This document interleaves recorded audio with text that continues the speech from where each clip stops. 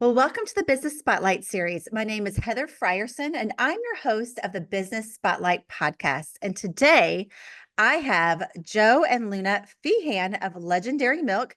And Luna is the founder and CEO, and Joe is the COO. And today they're going to be sharing all about their journey to business ownership, their best practices and challenges, and really just share a sneak peek of what it's like to own and operate a business. So if this is your first time on the channel, be sure to like and subscribe to get a notification every time a new show drops, just like this one. Well, Joe and Luna, welcome to the show. I'm so glad to have you. Hi, Heather. Thank you for having us. Of course. Well, I would just love for us to dive in and you guys to share just a little bit of background of who you are and how you founded Legendary Milk. Definitely. So this was something that I think it was a business that I kind of stumbled upon, to be honest. It was never intended to be a business. 9 years ago, I had my first child and was having a really tough time with breastfeeding. I had worked with a lactation consultant. I was trying different herbal remedies. I was pumping nonstop 24/7 and really just did not understand why I couldn't make enough milk for my baby. Someone had recommended that I try fenugreek. And 9, 10 years ago, that was kind of one of the only things on the market to help with increasing milk supply. Unfortunately, I had a negative reaction to it. And doing more research, joining more Facebook groups with other pumping moms, I realized that I wasn't the only one.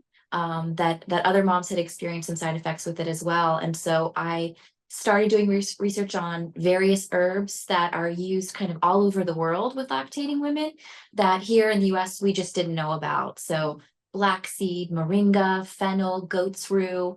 And I kind of became my own guinea pig. I would order these herbs. I had a little coffee grinder. I would grind up the herbs into a powder. I bought an encapsulation machine on eBay, and it would take me 45 minutes to make 60 pills. And I Wow. tested it on myself to see kind of what worked and what didn't. And I thought, well, maybe there are other moms that, for whatever reason, can't take fenugreek and they might be interested in some of the blends that I've made.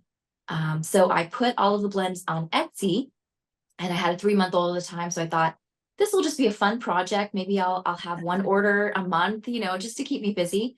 And someone in one of those Facebook breastfeeding groups posted about the product, and it just went like wildfire after that. It just was so much organic growth.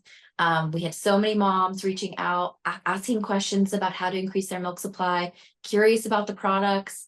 And it's just been a whirlwind since then. I feel like it hasn't stopped. We've just been go, go, go for the last 9 years. That is so cool. As a mom myself of a 13 and 9-year-old, I understand the stories from moms, and I'm sure so many listeners can too.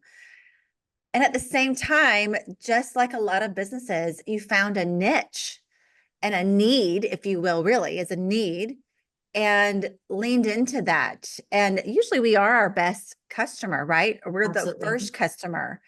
So when did you know? You mentioned it kind of took off organic, but Mhm. I can attest to mommy fog, 3-month-old, 4-month-old. So at what point during that season you're like, oh, this is not just something that people can use. This is a business. Yeah, I mean, I think for a while I was thinking it was just going to be a fun pet Yeah. project, probably for that whole year, because Hmm. I was making a thing in my studio.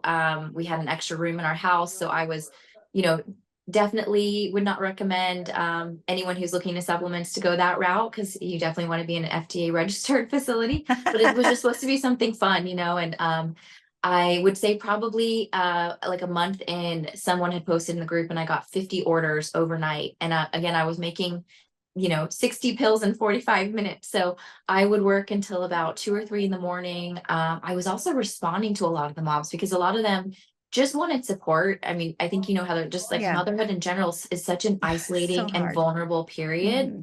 And a lot of them did not have support at home, and they were going through the same kind of why in their mind of why they weren't able to increase their milk supply, just like I had been.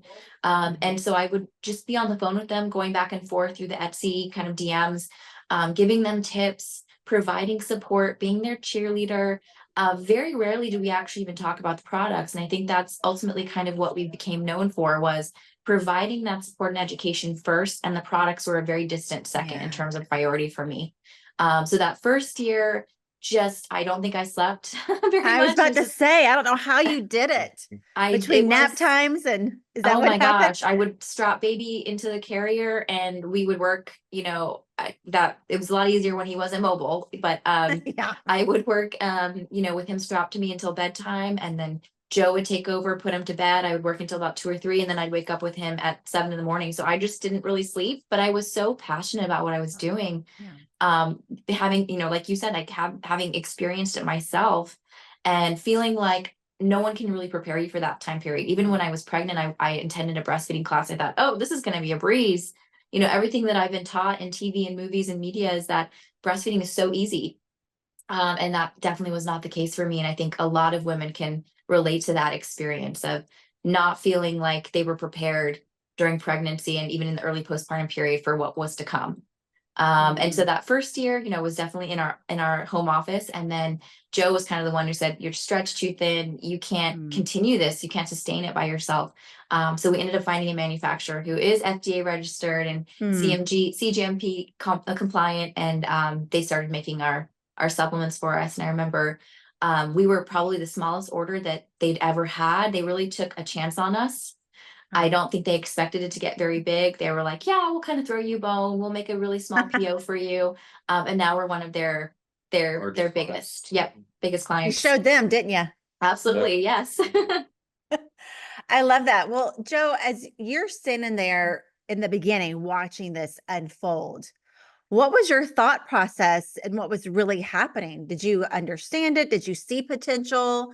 I'm just thinking, she might have been just sometimes you're just doing the work and you're so busy, but Yeah. watching, what did you think?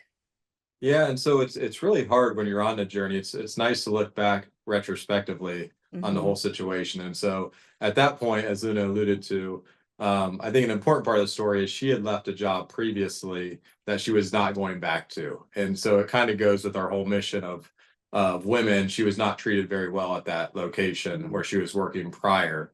And so I thought that was very interesting how this has all come full circle, running a women's health brand. Yeah. But when you're in the thick of it and you're just grinding, you really don't have time to really understand what's going on.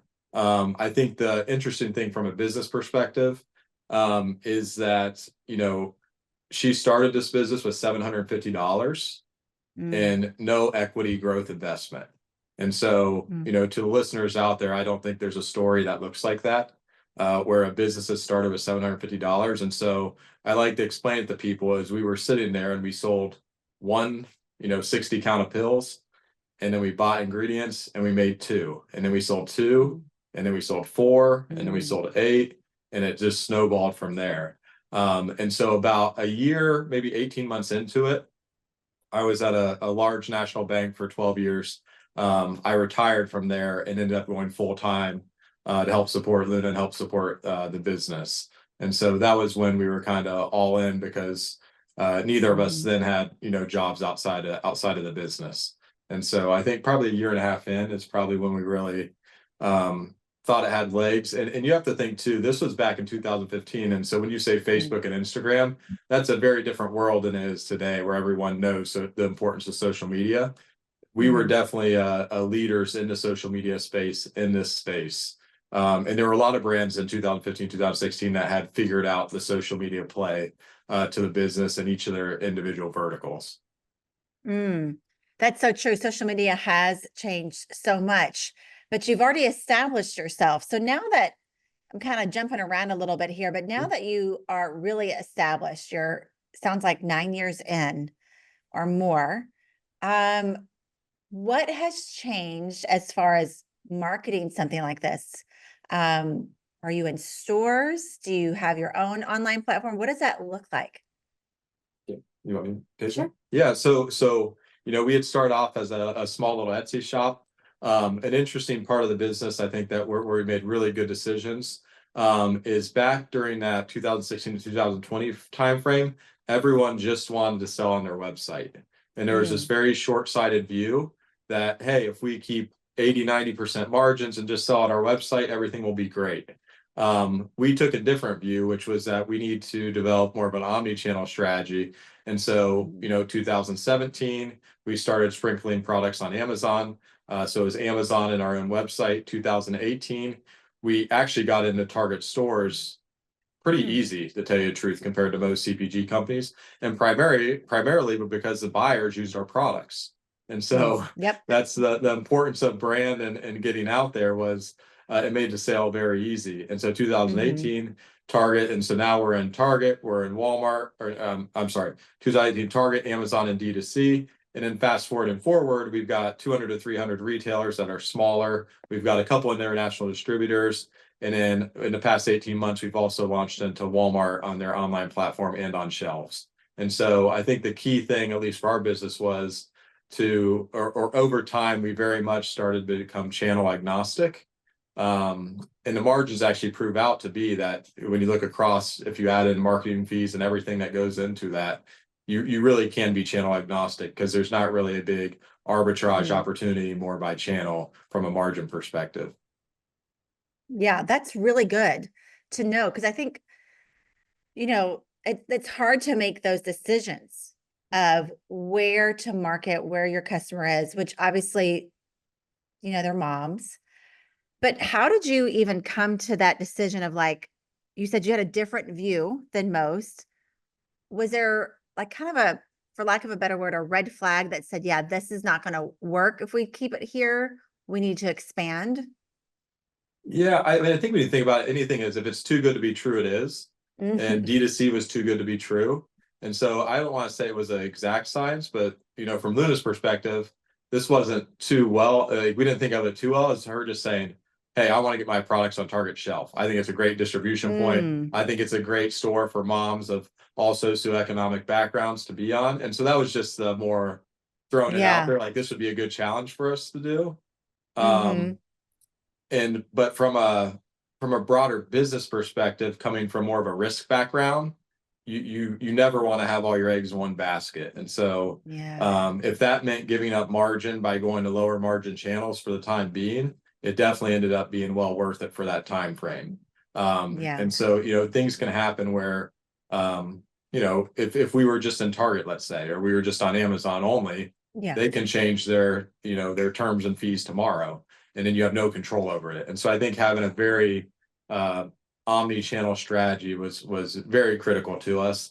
And more importantly, we wanted to make sure that our moms were able to buy the products where they wanted to buy the products and get national coverage quickly. And so again, going back to the Target example, most every mom or family shops at Target at some point in Yeah. time.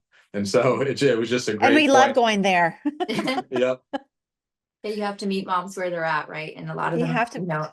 are at Target and Walmart That's as true. well. So it totally, it makes sense for us. Yeah, it totally does. So, Luna, when you think of this journey and you're hearing other moms talk about it, I mean, you're past that season of that you're maybe needing the breast, milk supplements, but you're still seeing the impact. When you get that feedback, what is that like? Oh my gosh. It's, I always tell our team, we are not selling a bag of chips over here. There is an emotional connection we make with these moms. We are communicating with thousands of moms a month. And typically they're finding us on social media because we have a very large community there. And that is, to the point of meeting moms where they're at. I think a lot of brands make the mistake of kind of shoving their products down a consumer's throat. And we went a different way where I really just wanted to be that support and follow these moms in their motherhood journey and understand their pain points, because I've lived all of them. And so we provide a lot of education, support. We commiserate with our moms. We show kind of mom humor. Because if you're not laughing, you're crying sometimes, right? The sleepless So nights, true. the constant feeding for baby, the diaper changes, just having a human being that relies on you to survive. I mean, that is just so transformative. Motherhood is so transformative, and I don't think anyone can really understand it if they've been through it. And so, yeah, I think social media has been a huge aspect for us. Sorry, can you repeat? I lost my track of, you guys No, I talk love about all. motherhood forever.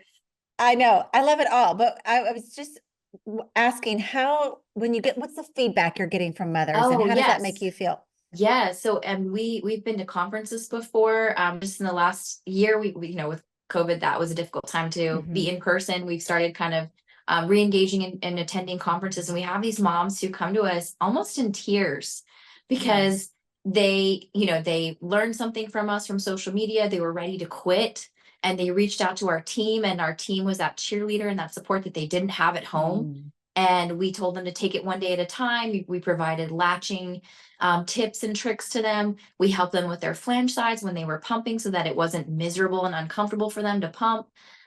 They had mastitis and they used our sunflower lecithin, and it was a 1 day treatment turnaround. They finally had Mm. relief, and they didn't have to Wow. quit breastfeeding because of it. Gosh, it's just, there's such an emotional connection we build with these Mhm. moms.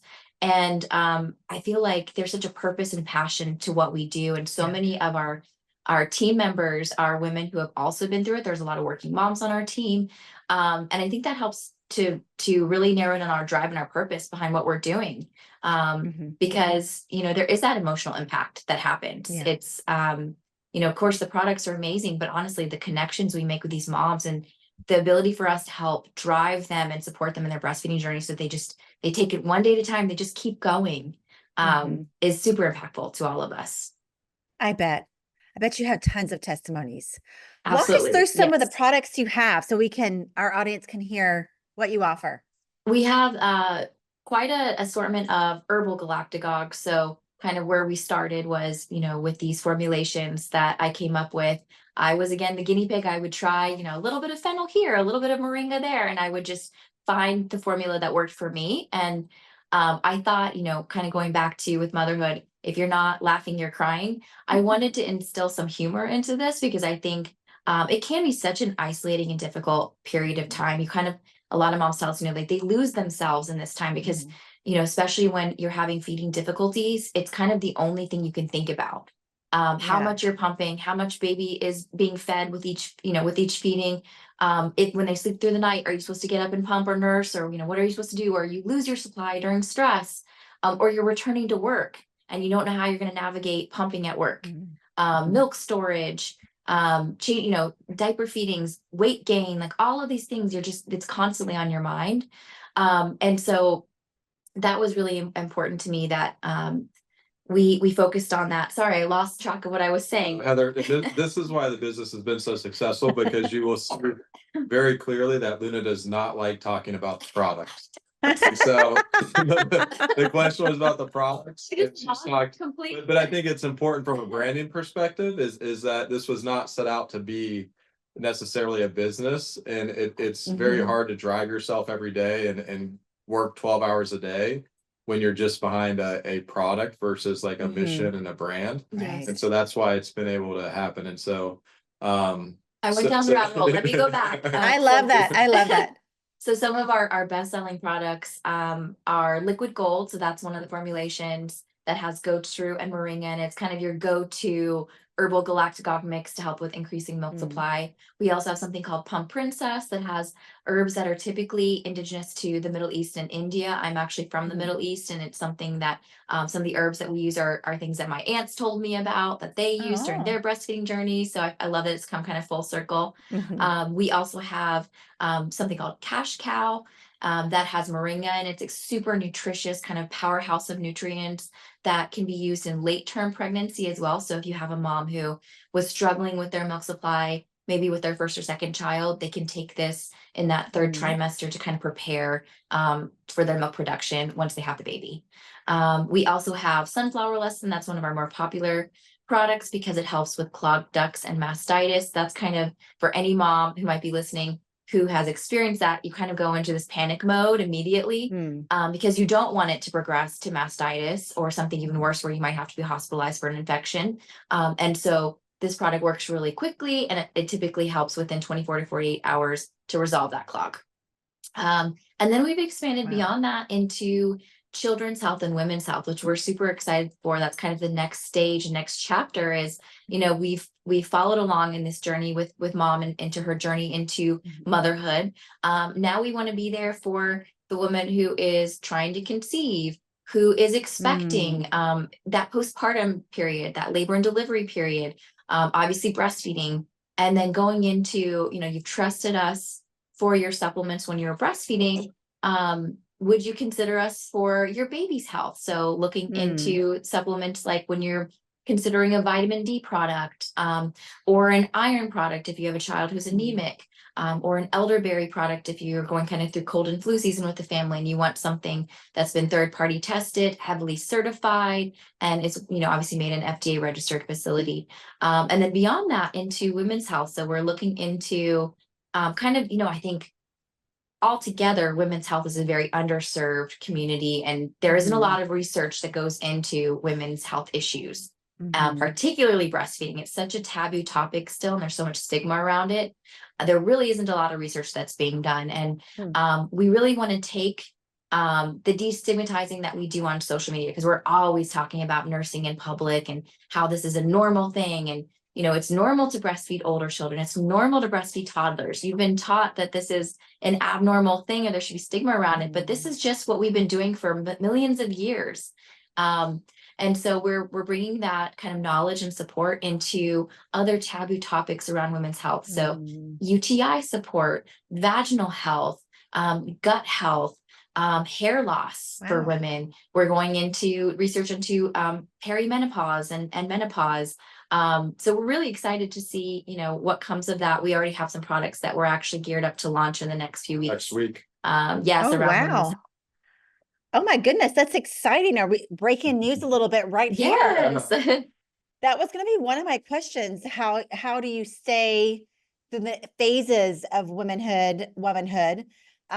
Because what you have is because I'm past the childbearing age, but you mentioned a few phases that I'm in right now. And so Yes, that is so absolutely. encouraging. And what I'm hearing a lot of that I think is important that you alluded to is that the education, not only for women, but for the men in their lives, because it isn't something that's talked about, whether it's from breastfeeding to perimenopause, and we don't know how to navigate it or even talk about it. So it's an important conversation, and it's exciting that you're a part of it. And so what does that mean for Legendary Milk in order to get that word out? What does it look like to get the word out? You're launching next week. How do you market something new that way? Absolutely. Yeah, we thought really long and hard about that, because we know that typically moms are following Legendary Milk because they're there for the nursing and pumping education and support. And they're looking for tips to increase their milk supply, or they're having difficulty with breastfeeding. And so we actually created a sister account called Legendary Women.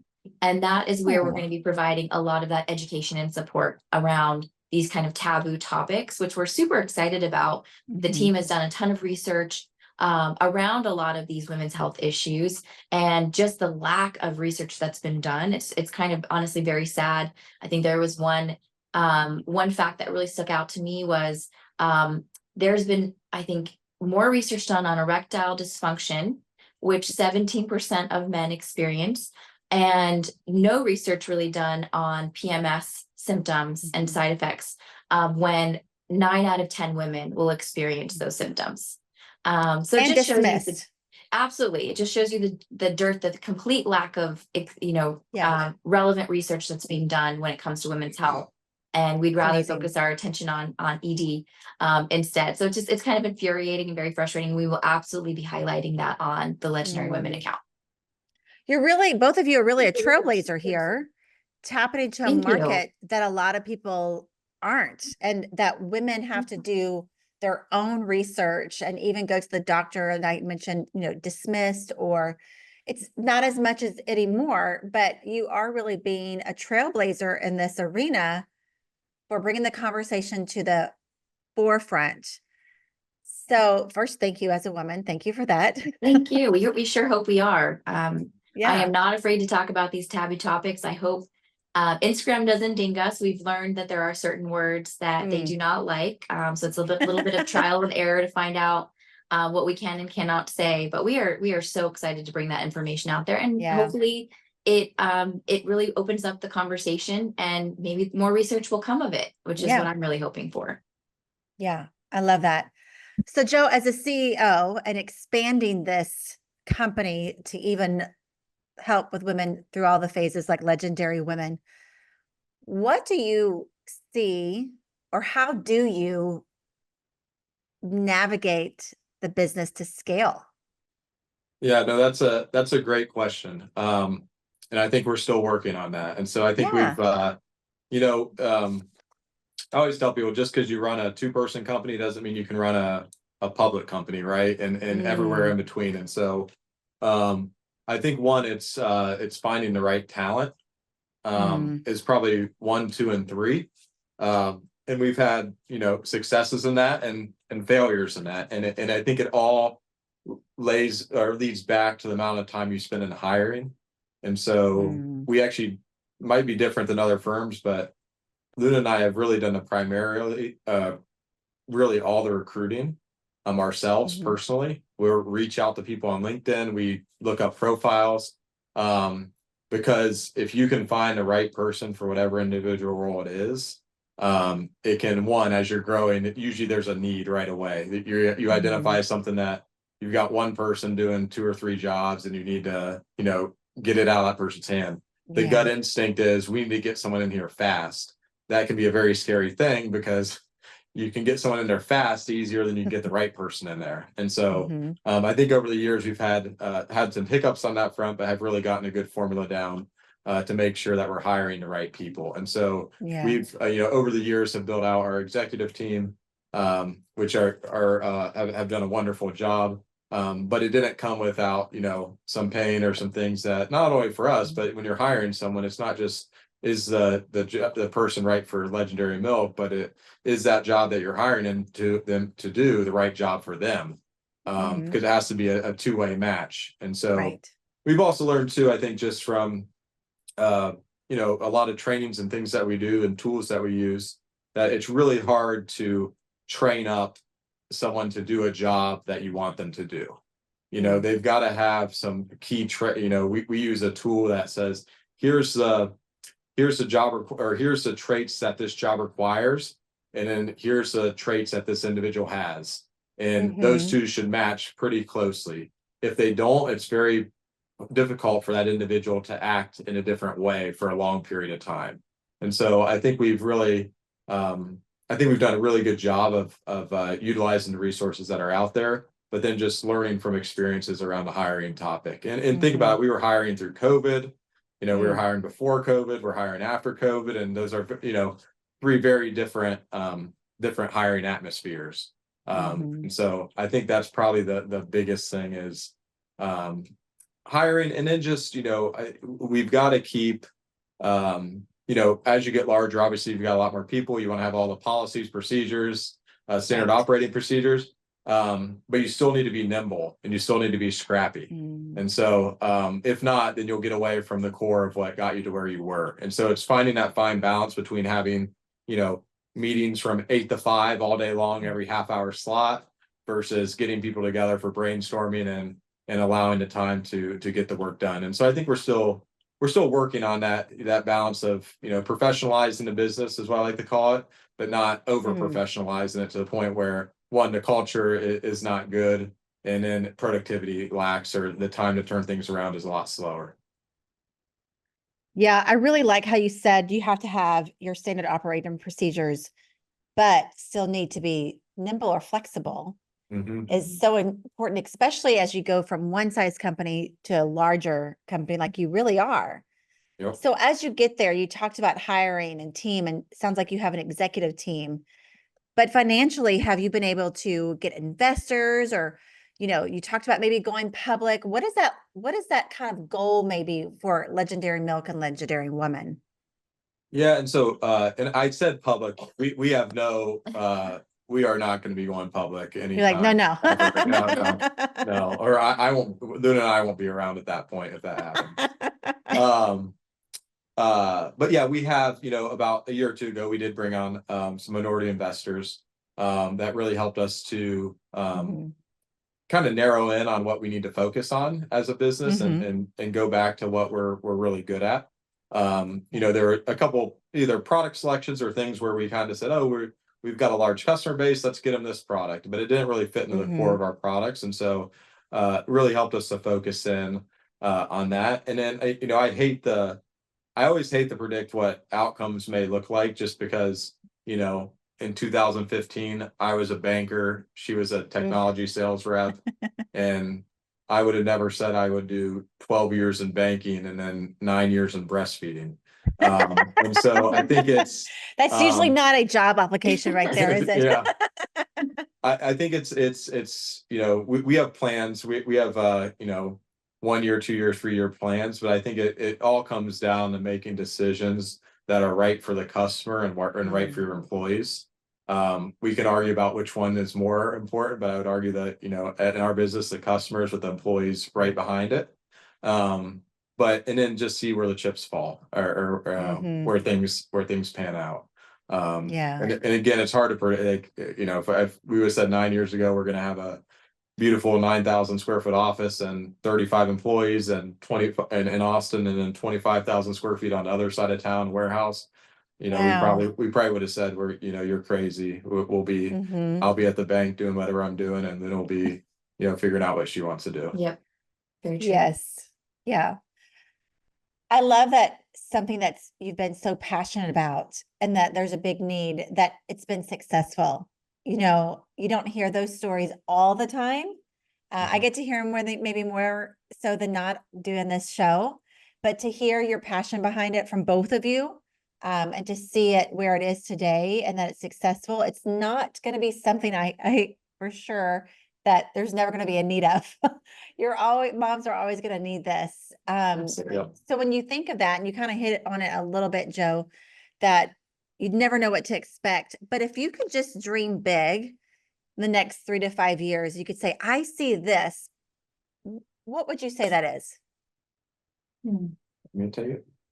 I mean, I think definitely the direction we're going with kind of being that one-stop shop for womanhood is, I think, where I would like the journey to continue. I think we've provided a lot of support for our breastfeeding and postpartum moms, but I think we could do more.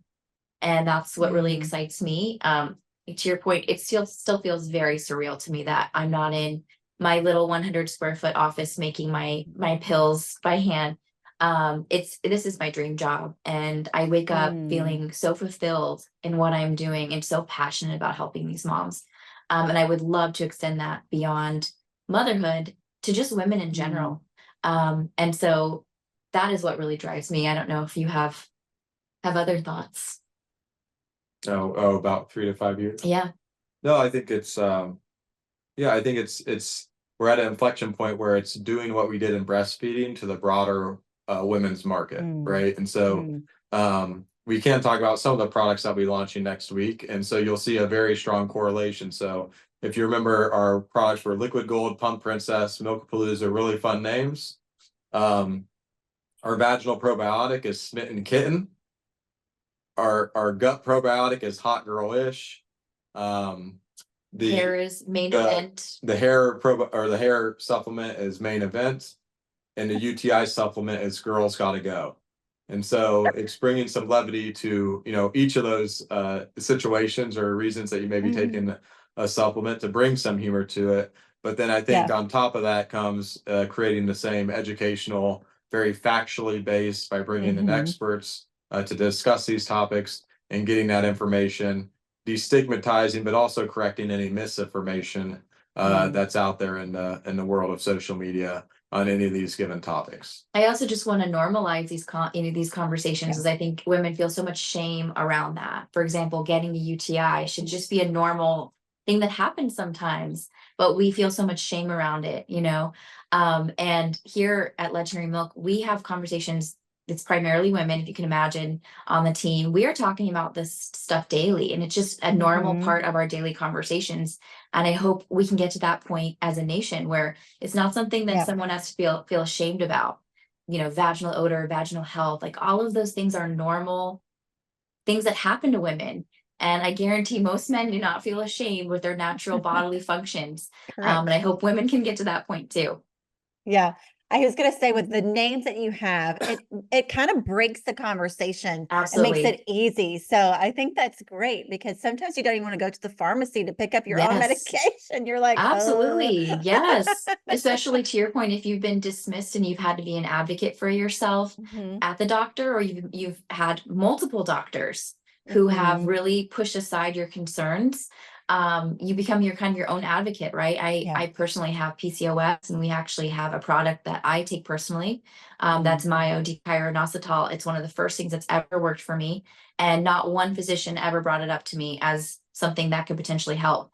I had to do the research myself, and mm, we created the product because of that, because I wanted something that I could take that we yeah. made, that I know goes through that third party testing, that's heavily certified. And basically what is in it is supposed to be in it, you know. Yeah. And so just even things like that, where we've talked to so many moms with PCOS or endometriosis or going through, you know, Mhm, perimenopause, where they're completely dismissed when they talk to the doctor about this. Like, these are normal symptoms. It's nothing to be alarmed about, mhm, but it is wreaking havoc in this woman's mm. life, and she knows it's not normal, and she has to be her own advocate and do her own research. Yeah. Even the word normal, normal for what? Exactly. Yep.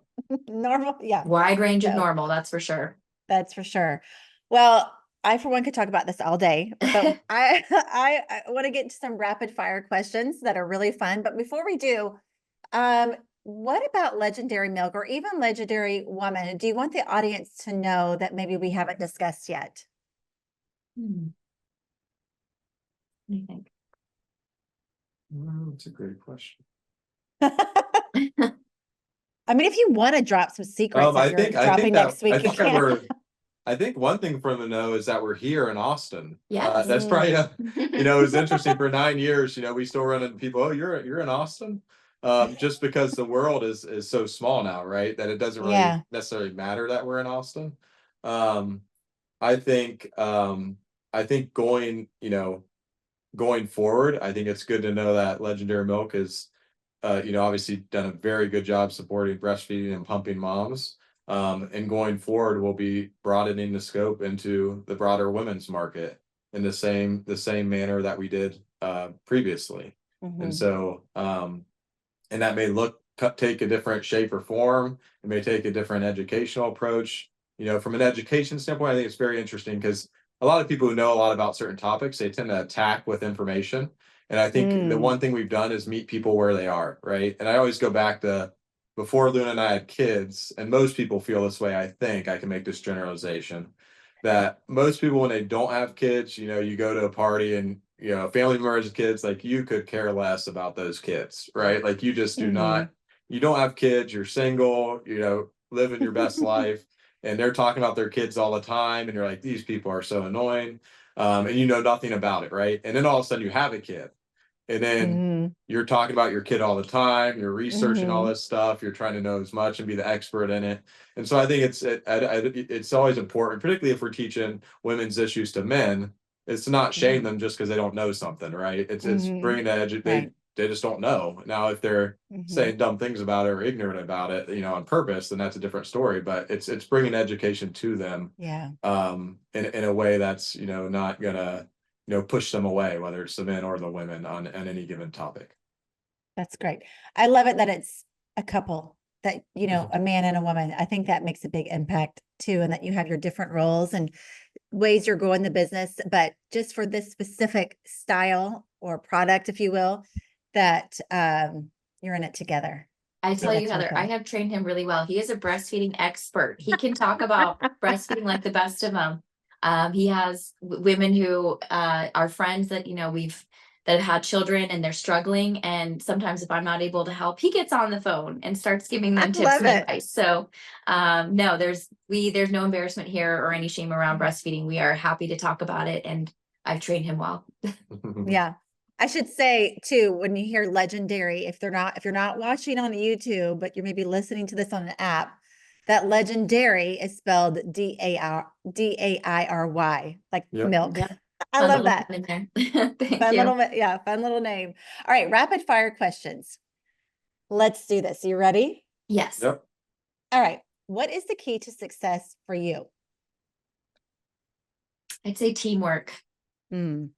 What do you think? Do I intro? Yeah, you can dance. I think I already alluded to it. Like the key to success of business is hiring Mm, the right people. yeah. Because if you don't hire the right people, you don't have good teamwork. That's correct. true. They kind of go, yep, hand in hand. Yep. They go together. All right. What is the one piece of advice that you would give to other business owners?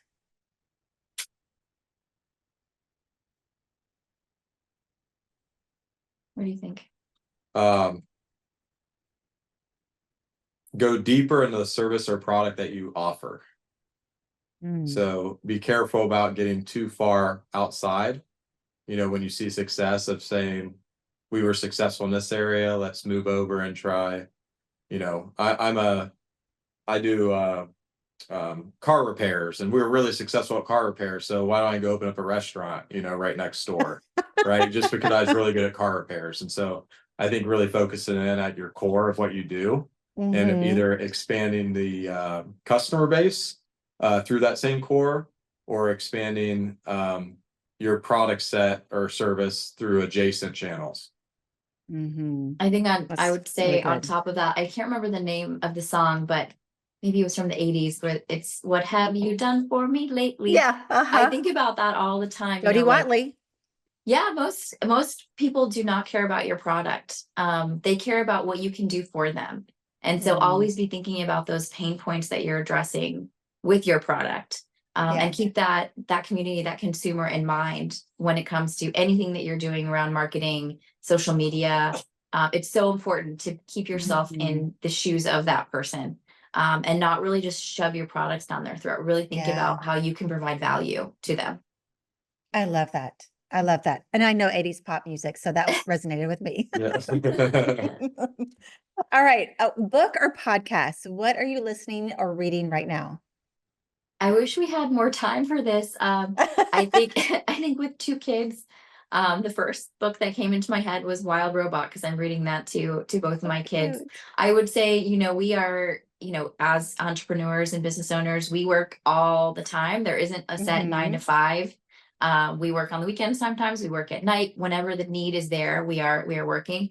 And so for me, the time that I have my kids, that is my quality time where I just turn off Mm. everything and I'm focused on them. And so there isn't a lot of time for, I'd say, Mhm. self-improvement when it comes to the certain books that we're reading. It's mostly just kids' books. So Yeah, kids' books. Well, you're doing a lot of research too, so that's a Yeah. lot of that's true. reading. Yes, Yes. absolutely. And the kids say I'm not a good reader, so I He's don't. not I allowed to don't. read. I don't Yes. get the opportunity to read to them very often because they say mom's a lot better at reading. So It's true. You have other gifts and talents. It's okay. that's right. Exactly. All right, this is kind of a fun question. If you had a little bit of magic dust and could sprinkle it in one area of your business, where would you sprinkle it? Hmm.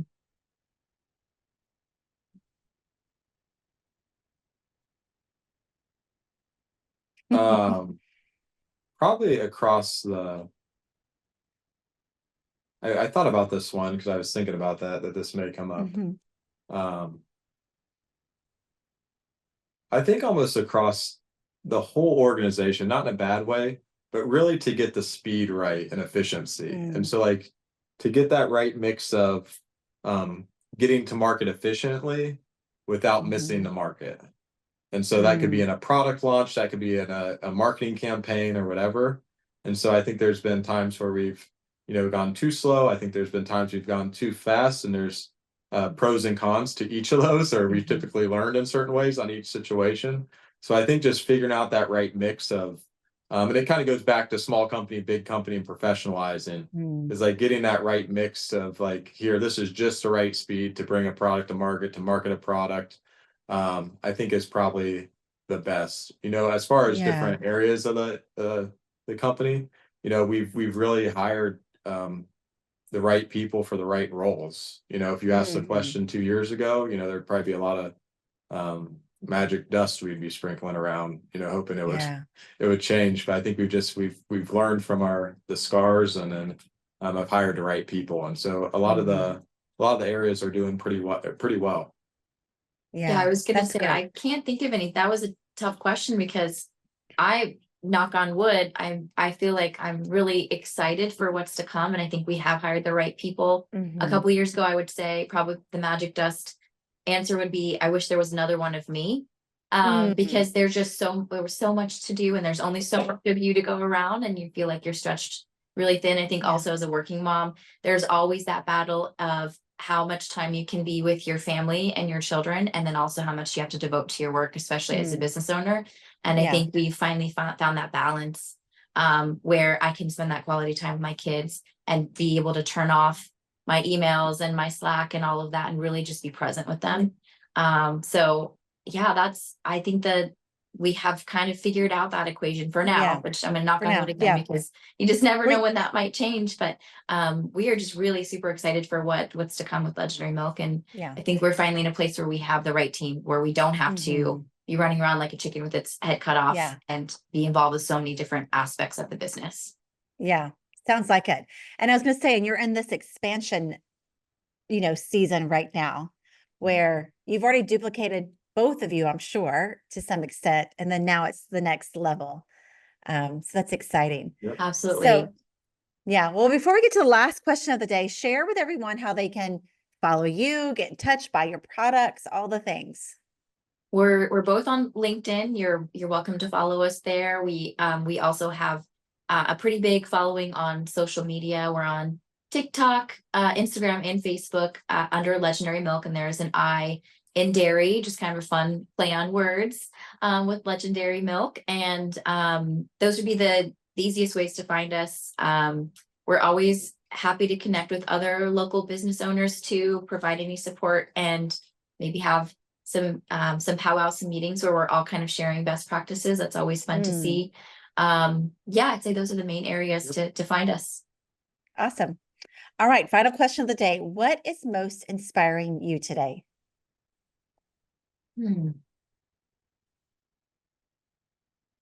Most inspiring.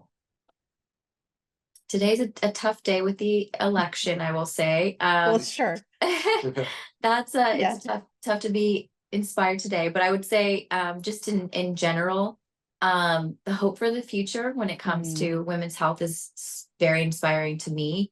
Gosh, I wish I could go forward 6 months to a year to see hopefully the impact that Legendary Women has made in terms of ensuring that women don't feel so alone in some of these really stigmatized topics that we go through day in and day out. That is what's super inspiring to me, is just the hope for a better future for our young women, our girls that we're raising, that they come into a world where they can talk about these things without feeling shame around them.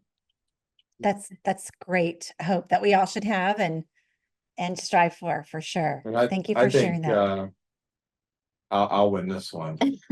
My inspiration is my kids. Oh. Our kids. And so we have 2 boys, and I think not inspiration is probably the right word for it, I think, but kids have just such an interesting way to look at things and really simplify things. And so there's certain just topics that come up where adults are probably going back and forth at, and then your 9-year-old says something and you're like, yep, that's probably the right answer. Probably it, or the 4-year-old just has a simplistic view on things and is really enjoying life and reminds you that maybe you should smile a lot more, right? Because I'm smiling all day long and I'm having a good time. And so I think that's a good and we have 2 great kids too. That's great. I think the kids really are the interesting part, because we're obviously hopefully we aren't too old now, but we're getting older, but they definitely bring a ray of sunshine. And I think also I think the next generation too, I think with the proper guidance. And so there's always, every generation kind of hates the other generation, it seems, or like each generation as you go down thinks the next generation's lazy or something. And it's just, if you read books back, it's happened in every generation. And so, I think we have a generation coming up that's very smart, understands technology, very accepting, a very good worldview and understanding the global world. And so I think with some guidance that is on us to do, whether it's our more junior employees or even our children, I think we can really do a good job in being a positive influence for that generation. I was also thinking, the fact that you do have two boys, that you're introducing them to conversations through your business that will Absolutely. actually help them be good husbands in the Yep. Oh, I hope future so. Oh, and help gosh. their mate. Yes. So They, that's, they, they that's both really know all interesting. about legendary milk. They know all about legend milk. They know all about breastfeeding. It's something that's Love that. incredibly normalized. They would not bat an eye if they saw a woman uncovered breastfeeding, and that really should be how it is. Yeah, that's You know, great. obviously our culture has learned to sexualize breasts, and we don't deem them what they're intended for, which is feeding babies. People get very uncomfortable with that. And so I'm hoping that we're raising the next generation of Yeah. kids who are like, this is normal. This is normal. We've been doing this for millions of years, and this is what has ensured Yeah. the survival of the human race. Let's just call it what True. it is, like feeding Yep. babies. We are, you know, ensuring the next generation survives. So Yeah, nothing to I be love ashamed that of. so much. That's great. Well, this has been a great conversation. I could actually have this all day and have tons of questions. We Yep. might need a part 2. Yep. But I think it's been a great conversation. I'm so glad our audience learned about legendary milk and legendary woman. So I just want to encourage everyone that's listening and that joined us today to be sure to save this episode and come back and listen to it, because there really were some great nuggets of wisdom and so much. So thanks to everyone who joined us today, and a special thank you to both Joe and Luna for joining us today. It was so great having you and hearing about your business journey. Thank you so much for Awesome. Thank having you, us. Heather. Thank you. Well, until next time, we'll see you later. Bye. Bye. Bye.